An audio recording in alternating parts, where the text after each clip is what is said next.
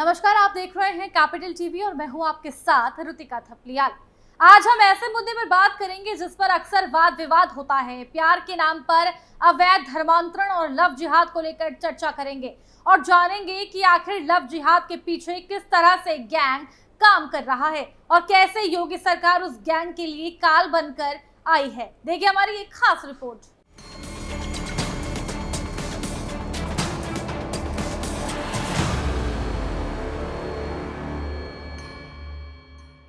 उत्तर प्रदेश की राजधानी लखनऊ से लव जिहाद को लेकर एक चौंकाने वाला मामला सामने आया है, जहां एक हिंदू समाज की लड़की को मुस्लिम समुदाय के लड़के ने अपने प्यार के चंगुल में फंसाया और फिर नशीला पदार्थ खिलाकर लड़की के साथ दुष्कर्म किया और जबरन उसकी अश्लील वीडियो बनाई और धमकी देकर धर्मांतरण करने को मजबूर किया और उससे शादी कर ली। लड़की ने ये भी बताया कि उससे जबरदस्ती नमाज पढ़ाया गया और जो मीट बैन है उसे खिलाता था। हैवानों की हैवानियत ऐसी कि उसे सुनकर आपके होश उड़ जाएंगे। लड़के के 2 भाई और बाप ने भी उसके साथ दुष्कर्म करने की कोशिश की और इस मामले का खुलासा तब हुआ जब पीड़िता ने अपनी आप बीती पुलिस को सुनाई। लड़की ने पुलिस को ये भी बताया कि जब वो हाई स्कूल में थी तब से ही पड़ोसी नाजिल को जानती थी, उससे दोस्ती थी और किस तरह से नाजिल उसे डरा धमका कर घुमाने ले गया और फिर उसके साथ इस घिनौनी घटना को अंजाम दिया गया।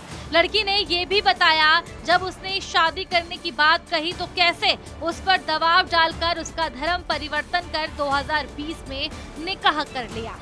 घटना पर बड़े सवाल। उत्तर प्रदेश में योगी सरकार लव जिहाद और जबरन धर्म परिवर्तन के मामलों पर पूरी तरह से सख्त है। इस पर लगाम लगाने के लिए सरकार ने लगातार कड़े कदम उठाए हैं। नवंबर 2020 में योगी सरकार एक ऐसा कानून लेकर आई जिसके मुताबिक अगर कोई धोखे, लालच या जबरदस्ती शादी करके धर्म बदलवाता है तो उसे 1 से 10 साल तक की जेल हो सकती है और साथ ही 50,000 रुपए तक का जुर्माना भी देना पड़ सकता है। लेकिन इसके बाद भी कुछ लोग बाज नहीं आए, इसलिए सरकार ने इस कानून को और कड़ा कर दिया। 2024 में नया संशोधन लाकर सरकार ने साफ कहा कि अगर कोई किसी को धमका कर, मारपीट कर, झांसा देकर या साजिश करके या फिर किसी नाबालिग महिला या तस्करी का शिकार हुए व्यक्ति को जबरन धर्म बदलवाने की कोशिश करता है तो ये अब सबसे बड़ा गुनाह माना जाएगा। ऐसे मामलों में आरोपी को कम से कम 20 साल की जेल या जिंदगी भर के लिए जेल की सजा और भारी जुर्माना भी हो सकता है। सरकार का साफ कहना है कि किसी भी आस्था के साथ खिलवाड़ करने वालों को कतई बख्शा नहीं जाएगा। योगी कार्यकाल में कितनी कार्यवाही।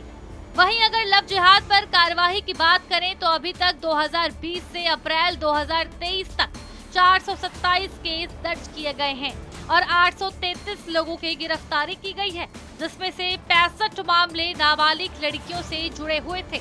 आगे आपको बताएंगे कि आखिर क्यों जरूरी है ये कठोर कानून। ये कठोर कानून हिंदुओं की सुरक्षा, उनकी अस्मिता और धार्मिक पहचान की रक्षा के लिए बेहद जरूरी है।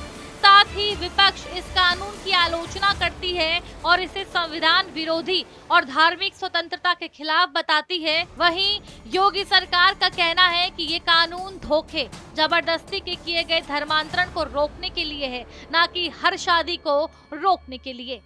लव जिहाद से किसको टारगेट, किसको फायदा? इसका सीधा सा जवाब है मुस्लिम कट्टरपंथी संगठन को। कट्टरपंथी संगठन धर्म के आधार पर समाज को बांटते हैं, युवाओं को भड़काते हैं, उन्हें कट्टरपंथी के रास्ते में मोड़ देते हैं और खुद को मुस्लिमों का हितैषी बताते हैं और धर्म की रक्षा के रूप में अपने समुदाय के सामने पेश करते हैं। अवैध धर्मांतरण से साफ तौर पर मुस्लिम समुदाय को सीधा फायदा होता है। जनसंख्या बढ़ाने के लिए लव जिहाद और अवैध धर्मांतरण का इस्तेमाल होता है।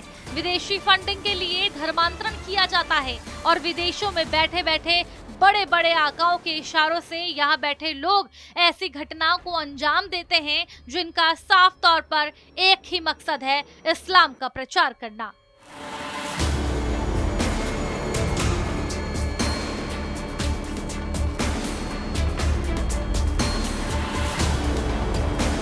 फिलहाल योगी सरकार इस पर तगड़े एक्शन ले रही है। बदमाशों में योगी के बुलडोजर का खौफ भी है और देखने वाली बात होगी लगातार हो रहे इन एक्शन से क्या कुछ बदलाव होगा। फिलहाल के लिए केवल इतना ही। बने रहिए हमारे साथ, देखते रहिए कैपिटल टीवी। धन्यवाद।